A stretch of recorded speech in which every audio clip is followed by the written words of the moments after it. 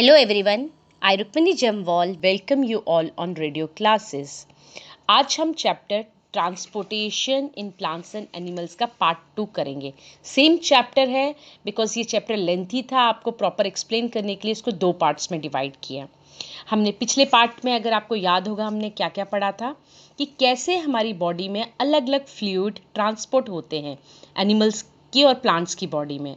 और बड़ा बड़ा कहते हैं अमेजिंग टॉपिक था ये आपने, और मैंने आपको बड़ी अच्छी तरह समझाया था कि हर प्लांट्स और एनिमल्स की बॉडी में ज़िंदा रहने के लिए हमें ये जो एनर्जी चाहिए है वो एनर्जी कैसे ट्रांसपोर्ट होती है in form of liquid from one part two the another. और हमने पहले पढ़ा, फर्स्ट सब टॉपिक किया था ट्रांसपोर्टेशन इन प्लांट्स. तो हमने प्लांट्स में पढ़ा था कैसे वेस्कुलर टिश्यू, 2 तरह के वेस्कुलर टिश्यूज हमने किए थे, जाइलम और फ्लोएम. वो कैसे वाटर और न्यूट्रिएंट सारे प्लांट्स में सर्कुलेट करते हैं, पहुंचाते हैं ताकि प्लांट का सर्वाइवल हो सके. उसके बाद में हमने ह्यूमन सर्कुलेटरी सिस्टम किया था. उसके पार्ट्स के थे कि क्या पार्ट्स इन्वॉल्व होते हैं, कौन कौन से ऑर्गन्स इन्वॉल्व होते हैं. जैसे ब्लड वेसल्स 2 तरह की थी, आर्टरीज, वेन्स, और हार्ट इन्वॉल्व होता है और ब्लड इन्वॉल्व होता है. और हार्ट कैसे पंप करता है ब्लड, और पूरी बॉडी में किस तरह वो कहाँ से 4 चैम्बर्स होते हैं, कैसे जो लंग्स से ब्लड लेता है ऑक्सीजनेटेड ब्लड और पूरी बॉडी पार्ट्स में पहुंचाता है. फिर वहाँ से डीऑक्सीजनेटेड ब्लड, मतलब जिसमें कि ऑक्सीजन नहीं होती है, वो ब्लड पूरी वहाँ से पूरी बॉडी से कलेक्ट करके वो पास ऑन करता है लंग्स में for purification, for addition of oxygen, फिर से उस ब्लड को यूज़ में लाने के लिए. अब ये सब टॉपिक्स हमने पढ़े थे. उसमें सब टॉपिक्स ट्रांसपायरेशन पढ़ा था, फिर इंपॉर्टेंस क्या है ट्रांसपायरेशन की, ब्लड वेसल्स की, ब्लड में क्या क्या चीज़ें होती हैं. ब्लड 3 टाइप्स का होता है, 3 टाइप्स के जो सेल्स होते हैं ब्लड में, red blood sales, white blood sales, platelets, और फिर हार्ट का स्ट्रक्चर किया था. ये सब हमने पिछले टॉपिक में पढ़ा था. अब हमारा नया टॉपिक आएगा हार्ट बीट एंड पल्स. अभी तक हमने हार्ट के बारे में पढ़ा, कैसे ब्लड कैसे सर्कुलेट होता है, ब्लड कैसे पूरी बॉडी में पहुंचता है. अब ये हार्ट बीट क्या होती है. आपने देखा होगा छोटे बच्चे का जो हार्ट है ना, वो बहुत कंटिन्यूसली तेज़ी से धड़कता है, 90 से लेके 100 बार 1 मिनट में धड़कता है. लेकिन जब हम एडल्ट हो जाते हैं, बड़े हो जाते हैं 18 साल के बाद या 17-18 साल के बाद, तो हमारा 70 टू 72 हमारा 1 मिनट में धड़कता है. पर कभी आपने ये नोट किया है, जब हम तेज़ भागते हैं, रनिंग करते हैं, साइकिलिंग करते हैं, बड़े ज़्यादा, जैसे एग्जामिनेशन आते हैं, आपके पेपर आते हैं ना, आपको डर लगता है जब कोई गलत काम करते हैं या कोई स्ट्रेस वाला काम करते हैं, तो आपका जो दिल है ना ज़ोर से धड़कना शुरू हो जाता है. तो आपको महसूस होता है, अपने आप में आवाज़ लगती है. वो आवाज़ को बोलते हैं थम्पिंग और थ्रॉबिंग ऑफ द हार्ट. तो जो हार्ट है वो रेगुलरली, अगर आप नॉर्मल हैं तो वो कॉन्ट्रैक्ट करता है, सिकुड़ता होता है कि मतलब पंप करता है और प्रेशर से ब्लड को ऊपर पहुंचाता है, या फिर रिलैक्स होता है, खुलता है जब उसके अंदर ब्लड जाता है. तो इसको बोलते हैं हार्ट बीट. हार्ट बीट क्या होती है? The rhythmic contraction followed by expansion constitutes a heart beat. इसको हार्ट बीट कहते हैं. तो आपको पता है कि आप एक एक्टिविटी कर सकते हो हार्ट बीट को फील करने के लिए, पल्स रेट को फील करने के लिए. आपने कभी अपनी कलाई, जो रिस्ट होती है, उसको मिड में पकड़ा होगा, तो आप उस रिस्ट में क्या कर सकते हो, काउंट कर सकते हो हार्ट बीट. उसको बोलते हैं पल्स रेट. तो ये होती है पल्स रेट. फिर क्या कहता है कि जो पल्स है, पल्स कोई और चीज़ नहीं है. ये जो आपका रिस्ट के ऊपर अगर आप उंगली रखोगे ज़ोर से, तो आपको महसूस होगा कुछ ऐसे थ्रॉबिंग सी, अब ऐसे लगेगा कुछ धड़क रहा है, तो that is your pulse rate. और हार्ट बीट को हम मेजर किस इंस्ट्रूमेंट से करते हैं, क्या चीज़, जब आप डॉक्टर के पास जाते हो, डॉक्टर कुछ कानों में लगाता है और आपके यहाँ पे चेस्ट पे वो रखता है एक छोटी सी मशीन. अगर आप देखोगे 11.8 पेज नंबर 150 में आपको वो मशीन का स्ट्रक्चर दिया है. उस मशीन को कहते हैं स्टेथोस्कोप. और स्टेथोस्कोप क्या करता है, जो आपकी हार्ट बीट की साउंड है वो सुनने में मदद करता है. तभी डॉक्टर जो है कानों में लगा के रखते हैं ताकि आपकी हार्ट बीट उनको सुनाई दे. तो stethoscope is a device that amplifies the sound of a heart beat and it is use to hear the heart beat in the chest. अब ये आपने पढ़ा स्टेथोस्कोप के बारे में। अब मैं थोड़ा सा आपको एक और चीज़ बताऊंगी। जैसे ब्लड हमारे सर्कुलेट करता है, तो जैसे अगर आप किसी नलके में जब पानी आता है, नल में आपके पानी आता है, आप पाइप लगाते हो, अगर नल आहिस्ता चलता है तो पाइप में पानी आहिस्ता फ्लो करता है। अगर बहुत प्रेशर से पानी आ रहा है, तेज़ी से पानी आ रहा है, पानी जल्दी जल्दी, तो पाइप में क्या होता है, प्रेशर बन जाता है। पाइप क्या होती है, थोड़ी सख्त हो जाती है, पाइप पे प्रेशर बनता है और अब पानी दूर तक जाता है। उसी तरह आपकी बॉडी में भी ऐसा होता है। The pumping heart produce high pressure in your arteries. कभी कभी आपकी बॉडी में स्ट्रेस से या किसी वजह से, या आपकी जो आर्टरीज हैं वो पतली ब्लॉक हो गई हैं किसी वजह से, तो वहाँ प्रेशर बन जाता है। और अगर ये प्रेशर तेज़ होता है तो आपका जो हार्ट है, दिल है, वो तेज़ धड़कता है और इसकी वजह से आपको हाई ब्लड प्रेशर हो जाता है। और अगर यही चीज़ ज़्यादा देर तक रहे, बार बार हो, तो इससे आपको स्ट्रेन पड़ता है हार्ट में और हार्ट काम करना मुश्किल कर देता है।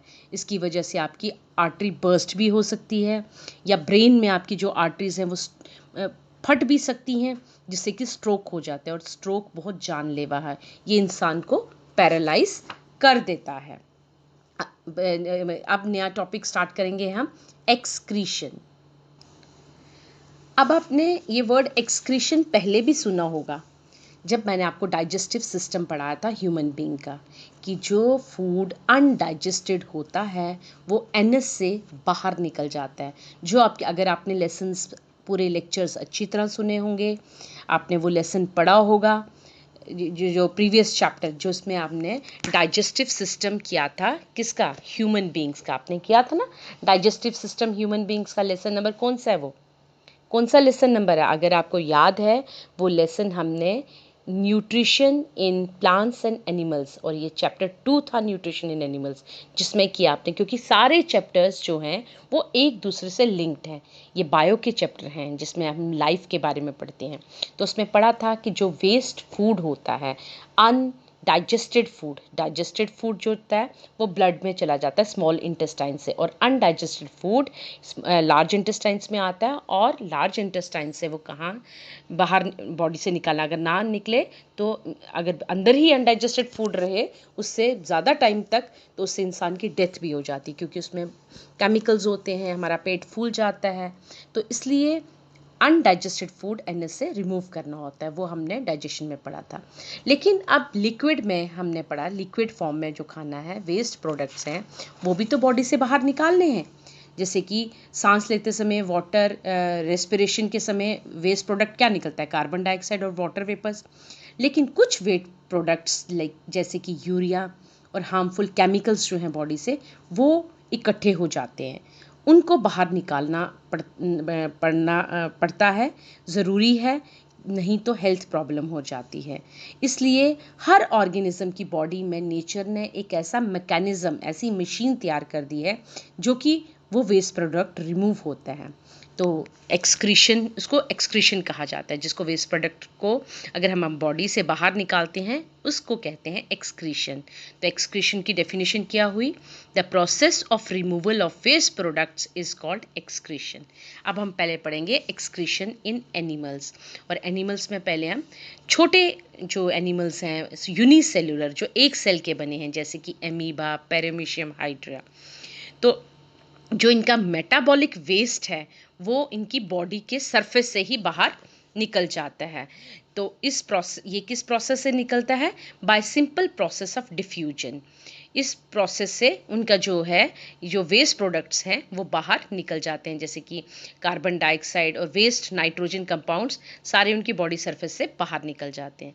लेकिन लार्ज एनिमल्स में डिफ्यूजन ज़रूरी नहीं। डिफ्यूजन जैसे कि आपको पसीना जैसे आता है वो आपका बाहर निकलता है, लेकिन पसीने के साथ साथ और केमिकल्स जिनके मॉलिक्यूलर जो सेल्स हैं वो बड़े बड़े होते हैं, वो नहीं निकल पाते हैं हमारी स्किन से। तो उनके लिए स्पेशलाइज्ड ऑर्गन्स हैं, जैसे कि अर्थवॉर्म, जैसे लीचीज़, अर्थवॉर्म में है नेफ्रीडिया, लीचीज़ में मालफिजन ट्यूब्यूल्स, इंसेक्ट्स में हैं, और किडनीज हमारे वर्टिब्रेट एनिमल्स में हैं।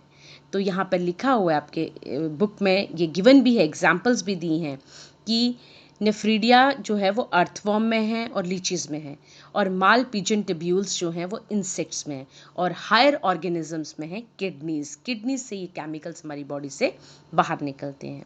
तो अब हम पढ़ेंगे excretion in humans. Excretion in humans में हम मतलब अपनी बॉडी के बारे में पढ़ेंगे। तो उसमें क्या है, हमारे ह्यूमंस में एक्सक्रीशन के ऑर्गन्स कौन कौन से हैं?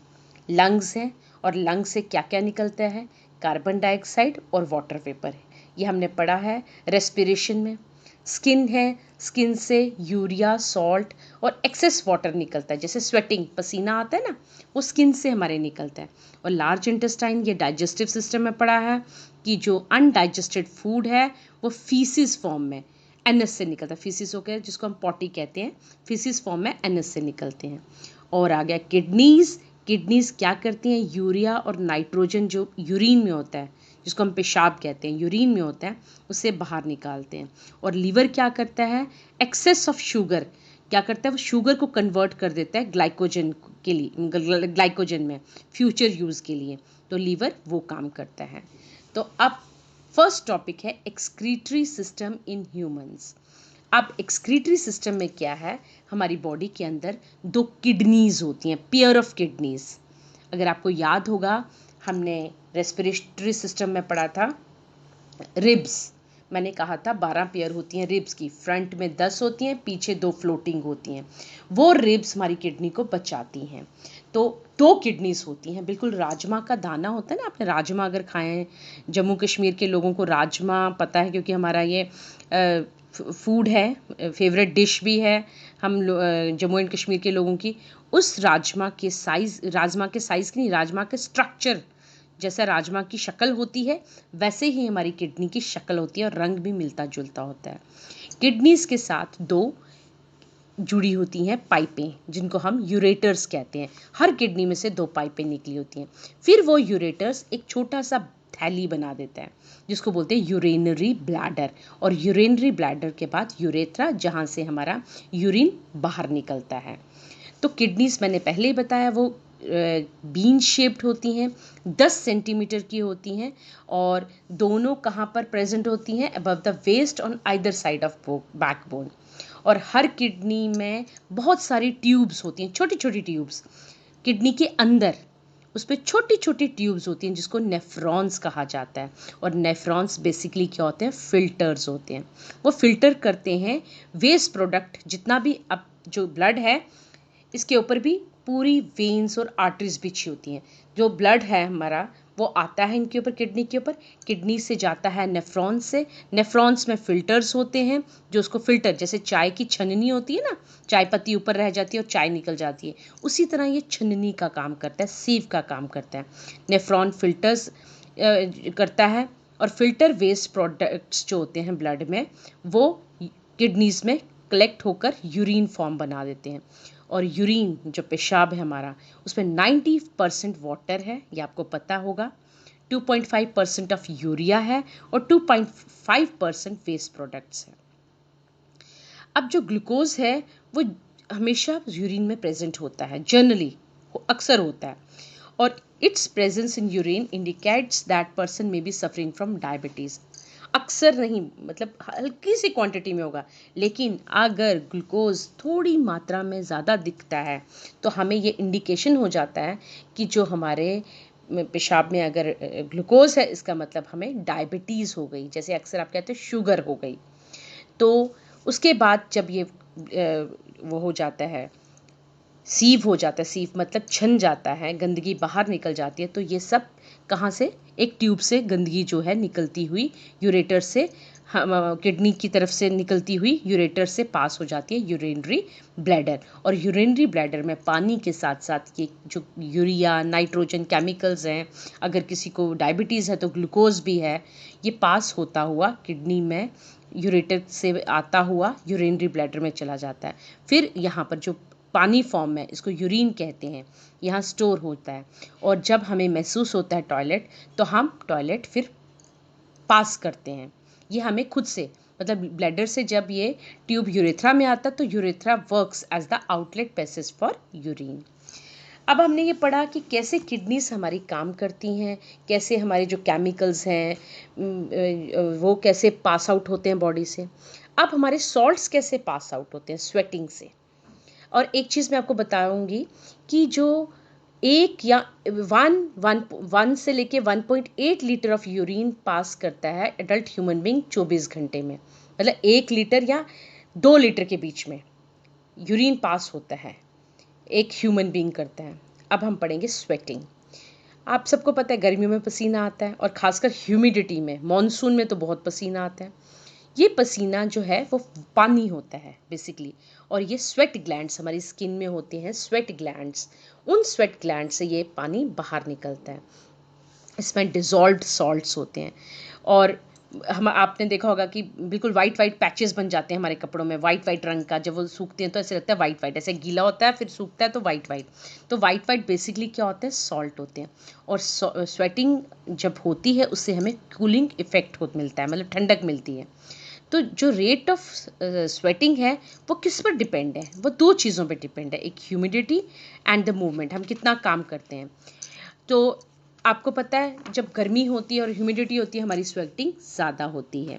तो स्वेटिंग ज़्यादातर एक्सरसाइज करने से होती है या हॉट क्लाइमेट से होती है।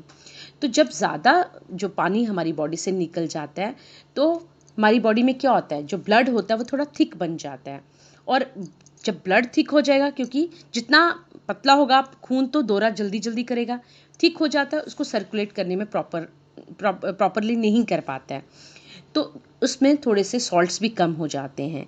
तो हम तभी कहते हैं कि गर्मियों में हमें खूब पानी पीना चाहिए, फ्लूइड्स खाने चाहिए, तली चीज़ें नहीं खानी चाहिए, ताकि हमारी डाइट में ज़्यादा नमक और चीनी होगी, जिससे कि हमारी बॉडी प्रॉपर फंक्शनिंग करेगी। अब उसके बाद हमारा एक सब टॉपिक नया है, डायलिसिस। अब लास्ट सब टॉपिक है हमारा डायलिसिस। डायलिसिस पढ़ने से पहले आपको थोड़ा सा पता होना चाहिए फिल्ट्रेशन के बारे में। डायलिसिस एक तरह का फिल्ट्रेशन होता है। फिल्ट्रेशन में क्या होता है कि आपका जो ब्लड है उसको फ़िल्टर किया जाता है। जैसे फ़िल्टर पेपर है, जैसे अगर आपने पानी है, पानी में आपके कुछ रेत चली गई है, या आपके कोई जो डिज़ोल्व नहीं होता है उसमें पानी में, वो कुछ मटेरियल पड़ा है, तो हम क्या करते हैं, फ़िल्टर पेपर से उसको फ़िल्टर करते हैं और पानी बाहर निकलता है और गंदगी बाहर आ जाती है। उसी तरह ब्लड में क्या होता है, किडनीज़ कैसे करती हैं, किडनीज़ तो फ़िल्टर करती हैं, साफ़ करती हैं उसको। उसी तरह डायलिसिस क्या होता है कि ब्लड जो है वो एक मेम्ब्रेन, सेमी परमिएबल मेम्ब्रेन, जो कि कुछ स्मॉल साइज मॉलिक्यूल्स को अपने अंदर से पास करता है, बाकी के जो मॉलिक्यूल्स हैं वो रहते हैं पीछे और वो उससे साफ़ हो जाता है। तो डायलिसिस क्या है, डायलिसिस एक तरह की टेक्निक है जिससे कि छोटे मॉलिक्यूल्स बड़े मॉलिक्यूल्स से सेपरेट हो जाते हैं, बाकी क्या यूज़ करके, semi permeable membrane. Semi permeable membrane means only small size molecules can pass through this membrane. इस लेयर से सिर्फ छोटे छोटे मॉलिक्यूल्स पास हो सकते हैं। जैसे कि आपने देखा होगा एग की एक लेयर होती है, उसको एग के ऊपर एक मेम्ब्रेन होती है पतली सी, अगर बॉईल किया होगा एग तो आप आराम से अगर खोलोगे शेल के नीचे वो एक लेयर होती है, उसको बोलते हैं सेमी परमिएबल मेम्ब्रेन या सेलोफेन ट्यूबिंग। ये सेमी परमिएबल मेम्ब्रेन यूज़ कर सकते हैं। तो इस मेम्ब्रेन से जो ग्लूकोज है वो बाहर आ जाता है, स्टार्च पीछे रह जाता है। तो if we kept in a beaker of water, हम सेपरेट कर सकते हैं स्टार्च और कॉमन सॉल्ट को, नमक और स्टार्च को हम सेपरेट कर सकते हैं। अब ये डायलिसिस कहाँ पर यूज़ होता है, डायलिसिस जो किस पर बेस्ड है, ये आर्टिफिशियल की मशीन है। इसको आर्टिफिशियल ये हमने बनाई है, साइंटिस्ट ने बनाई है, ह्यूमन बींग्स ने बनाई है, इट इज़ नॉट नेचुरल। ये मशीन को बोला जाता है आर्टिफिशियल की मशीन, जिसको डायलिसिस मशीन भी कहा जाता है। अब ये मशीन क्या करती है, जिन लोगों की, भगवान ना करे, जिन लोगों की किडनियाँ काम नहीं करती हैं, तो उनका एक्सक्रीटरी फंक्शन नहीं होगा तो वो मर जाएंगे, क्योंकि अंदर केमिकल्स एक्यूमुलेट होंगे, इकट्ठे होंगे, जिससे वो मर जाएंगे। इसलिए क्या करते हैं कि उनको बचाने के लिए साइंटिस्ट ने अब ये टेक्निक ढूंढी है जिसको कहा जाता है डायलिसिस। डायलिसिस से क्या करते हैं, वो उनका जो वेस्ट प्रोडक्ट्स हैं, डायलिसिस क्या करता है कि आर्टिफिशियल किडनी मशीन है जो किस प्रिंसिपल पे वर्क करता है, डायलिसिस, और ये डायलिसिस उनके वेस्ट प्रोडक्ट्स को रिमूव करता है। कैसे करता है, जिनकी किडनी खराब होती है उनका वेस्ट बॉडी में इकट्ठा होता है, उस वेस्ट से उस इंसान की डेथ भी हो सकती है। अब उनको बचाने के लिए किडनी मशीन क्या करते हैं, मतलब जो ये किडनी मशीन जिसको डायलिसिस मशीन कहते हैं, अब एक जो पेशेंट है जिसकी किडनी ख़राब हो जाती है उसको वहाँ ले जाया जाता है जहाँ पर ये किडनी मशीन प्रेजेंट होती है, और उनके जो ब्लड है, उनका जो ब्लड है आर्टरीज में से, जो ब्लड जिसमें उनके ब्लड को साफ़ करना है, क्योंकि है तो ये फिल्ट्रेशन हो रहा है, फिल्टर करना है, उनको साफ़ करना है, उन वहाँ बाजू में से उनकी जो आर्म है वहाँ से आर्टरीज में से उनका सारा खून निकाला जाता है। ये नहीं कि ब्लड नहीं, वहाँ से दूसरी तरफ से चढ़ता है ताकि इंसान को खून की कमी ना हो। वो ब्लड को धीरे धीरे आर्टरी से निकाल कर उस सेलुलोसिक डायलिसिस ट्यूबिंग में डाला जाता है, ताकि उनकी जो यूरिया है, जो उनके जो जितने भी जो क्या कहते हैं वेस्ट मटेरियल प्रेजेंट है ब्लड में, उसको क्लीन किया जाता है और फिर सर्कुलेट किया जाता है। वो क्लीन होता जा रहा है और दूसरी साइड से उनकी बॉडी में वो ब्लड चढ़ता जा रहा है, दूसरी वेन में से उनकी बॉडी के अंदर चलता जा रहा है। तो डायलिसिस ट्यूबिंग वो अंदर मतलब लिक्विड में डाला जाता है, प्लाज्मा में, मतलब प्लाज्मा जो होता है, प्लाज्मा होता है जो ब्लड के अंदर लिक्विड प्रेजेंट होता है, उस लिक्विड से पास ऑन होता है। लेकिन जो प्लाज्मा के वेस्ट सबस्टांसेस है वो मतलब जो इम्पॉर्टेंट चीज़ें वो निकलनी नहीं चाहिए, तो जो वेस्ट है जो वही निकलता है, यूज़फुल सबस्टांसेस नहीं निकलते हैं, वो ब्लड के अंदर फिर से कैरी करते हैं। तो किडनी मशीन्स क्या करती हैं, पेशेंट्स जो जिनके किडनी फेलियर हो जाते हैं उनको हेल्दी रखते हैं। और ये डायलिसिस का प्रोसेस कुछ दिनों, क्योंकि हमारा ब्लड तो गंदा हो जाता है 2-3 दिन के बाद ही ब्लड, क्योंकि किडनीज हमारा तो जैसे हम जो हेल्दी पर्सन है वो कितना यूरिन पास होता है, यानी कि वो रेगुलरली किडनीज हमारा वर्क कर रही हैं। लेकिन एक पेशेंट को हम उनकी जो डाइट पे कंट्रोल करते हैं, हम उसको सादा खाना देते हैं ताकि उनके ब्लड में इम्प्योरिटीज, गंदगी, टॉक्सिक्स ना जाएं, और डायलिसिस हफ्ते में 2-4 दिन के अंदर वो डायलिसिस करना पड़ता है, जिससे कि पेशेंट का ब्लड साफ हो जाए और वो सरवाइव करे, वो जिंदा रहे। तो हमने इन चैप्टर में एक बार फिर से मैं आपको रिकैप्चुलेट करूंगी इस चैप्टर को। हमने पढ़ा कि लिविंग ऑर्गेनिजम्स को फूड, गैसेस और वेस्ट प्रोडक्ट्स ट्रांसपोर्ट करना पड़ता है from one part of the body to another, और यूनियन सेलुलर ऑर्गेनिजम्स को कैसे किया जाता है, डिफ्यूजन से, और मल्टी सेलुलर ऑर्गेनिजम्स जो हैं जैसे हम, वो ट्रांसपोर्टेशन होता है ब्लड से, और हायर प्लांट्स में क्या होता है, जाइलम और फ्लोएम से। फिर हमने पढ़ा कि जो ह्यूमन बींग्स हैं उनका सर्कुलेटरी सिस्टम है जिसके पार्ट्स हैं हार्ट, ब्लड वेसल्स और ब्लड, और आर्टरीज में ऑक्सीजनेटेड ब्लड है और वेन्स में डीऑक्सीजनेटेड ब्लड, और ब्लड में लिक्विड प्लाज्मा है, सेल्स हैं, सेल्स 2 तरह के, आरबीसीज, डब्ल्यूबीसीज, red blood cells, WBC means white blood cells, और प्लेटलेट्स। और रेड कलर जो ब्लड है वो पिगमेंट हीमोग्लोबिन की वजह से है जो, और फिर हमारी बॉडी में से रिमूव करना है वेस्ट को, और उस removal of waste is called excretion. और यूनिसेलुलर ऑर्गेनिजम्स में कैसे हमारा रिमूवल होता है, एक्सक्रीट कैसे होता है वेस्ट का, बाय बॉडी सरफेस, और इसको बोला जाता है डिफ्यूजन। और excretion in human occurs from lungs, कहाँ से होता है मैंने बताया, कार्बन डाइऑक्साइड और वाटर वेपर निकलते हैं, स्किन से स्वेटिंग होती है, पसीना आता है, किडनी से यूरिन निकलता है, लीवर में से वेस्ट फ्रॉम ब्लड निकलता है, और मेजर एक्सक्रीटरी ऑर्गन हमारा है किडनी, जो कि सबसे ज़्यादा इंपॉर्टेंट काम करते हैं। आपने देखा है किडनी फेलियर की वजह से डेथ होती है, और किडनी फेलियर जो लोग हैं वो किस मशीन पे काम करते हैं, आर्टिफिशियल की मशीन जिसको बोला जाता है डायलिसिस मशीन, और आपने इसके बारे में पढ़ा। फिर excretory system in humans consist of किसके, जो ये किडनीज हैं, 2 किडनीज, 2 यूरेटर्स, एक यूरिनरी ब्लैडर और यूरेथ्रा, और नंबर ऑफ फिल्टरिंग ट्यूब्स, जिसको जो फिल्टर कौन करता है, फिल्टर का काम कौन करता है किडनी में, वो है नेफ्रॉन्स, वो दोनों किडनीज में प्रेजेंट होती हैं। अब हम एक्सरसाइज करेंगे, मल्टीपल चॉइस क्वेश्चन। ये क्वेश्चन नंबर 1 है, 7 पार्ट्स हैं। फर्स्ट पार्ट का आंसर जाइलम एंड फ्लोइम है, सेकेंड पार्ट का फ्लोइम है, थर्ड का बी पार्ट है, फोर्थ का ए पार्ट है, फिफ्थ का सी पार्ट है, सिक्स्थ का ए पार्ट है, सेवेंथ का सी पार्ट है। अब हम फिल इन द ब्लैंक्स करेंगे। In most animals circulation is brought about by a liquid called, कौन से लिक्विड से होता है? In most animals circulation is brought about by a liquid. क्या लिक्विड हमारी बॉडी के अंदर होता है? आपको पता है वो लिक्विड कौन सा चलता है हमारी बॉडी के अंदर? इसको बोलते हैं ब्लड। और जो सेकेंड है, blood moves through tubes called, कौन सी ट्यूब्स हमारी बॉडी के अंदर होती हैं? उनको बोला जाता है blood vessels.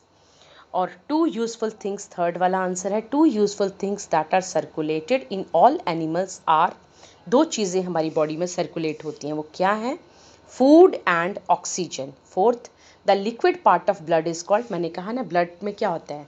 Plasma, WBC, RBC, platelets. जो प्लाज्मा है वो लिक्विड पार्ट है, तो इसका आंसर क्या आएगा?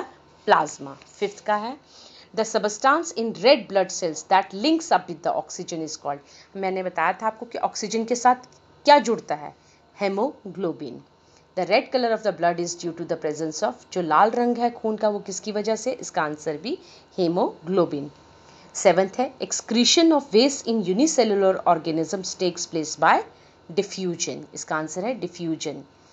Eighth, getting rid of waste materials in living beings is called excretion. Ninth, most liquid waste are excreted through the dash kidneys, इसका answer है kidneys.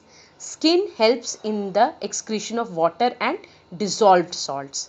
In man carbon dioxide is excreted through lungs, इसका answer है lungs.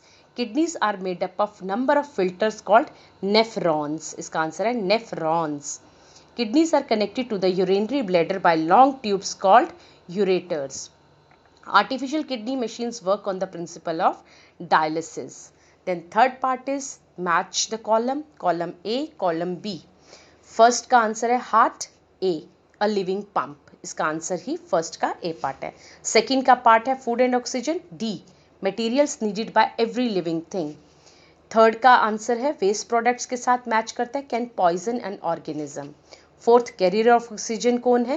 Red blood cells. Fifth, circulation can poison an organism, B. Sixth, arteries and veins are the pipes for transport in man. ये हमारा ये जो है match the column वो finish हुआ। अब लास्ट है fourth, that is true and false. First statement है, इन spirogyra transport of materials takes place through osmosis. आपने ये बिगनिंग में ही पढ़ा था, यूनिसेलुलर ऑर्गेनिजम्स में transportation of material takes place through diffusion, तो इसका आंसर क्या होगा? False. Xylem and phloem are vascular tissues, ये आपको बताया है, मैंने एक्सप्लेन भी किया है, that is true. Girdling experiment demonstrate food synthesis in plants, ये आपने किया होगा गिल्डलिंग, जिसको हम बोलते हैं ग्राफ्टिंग, एक स्टेम को दूसरी स्टेम के साथ जोड़ना और उसका जो फूड मटेरियल है वो पास ऑन होता है, इसको गिल्डलिंग बोलते हैं, एक्सपेरिमेंट बोलते हैं इस प्रोसेस को। ये ट्रू है हमारा, ये डिमॉन्स्ट्रेट करता है कि हमारा जो फूड है वो फ्लोएम टिश्यूज हमारा ट्रांसपोर्ट करता है। Platelets help in clotting of blood, true. In hydra excretion takes place through diffusion, true. अब हमारा फिफ्थ है जो लास्ट है, ये आपने खुद करना है। Answer the following question. First है, how does transport of material take place in unicellular organism like plants, तो उसमें आपने पढ़ा अभी ब्लैंक में हमने किया डिफ्यूजन से, और diffusion, define diffusion. Then third question is, what are the two aspects of transport in higher plants? Fourth one, mention the function of xylem and phloem, ये आपको मैंने करवाया है। Name the process by which water loss take place in plants, that is transpiration। फिर define करना है circulatory system, arteries, veins। Seventh, name the main parts of circulatory system। Eighth, mention the function of blood, ये आपको पता है, describe करना है function heart का, ब्लड वेसल्स का, रेड ब्लड सेल्स का, वाइट ब्लड सेल्स का, प्लेटलेट्स का।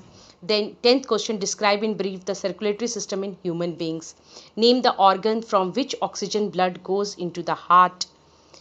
फिर define excretion, how does excretion occur in lower animals, why is the process of excretion important for living beings, name the various organs of excretion in humans, then what waste products are removed by the following paths, Then question 17, name the organs of excretion in earthworm. Define sweating. What is the importance of sweating? I hope you understood the chapter properly. I think you have to read it again and again so that the concept should be clear to you. और अगर आप ध्यान से पढ़ोगे, activities को ध्यान से पढ़ोगे, ये आपको लेसन अच्छी तरह समझ आ जाएगा. Thank you and have a nice day. Have a healthy life. Thank you very much.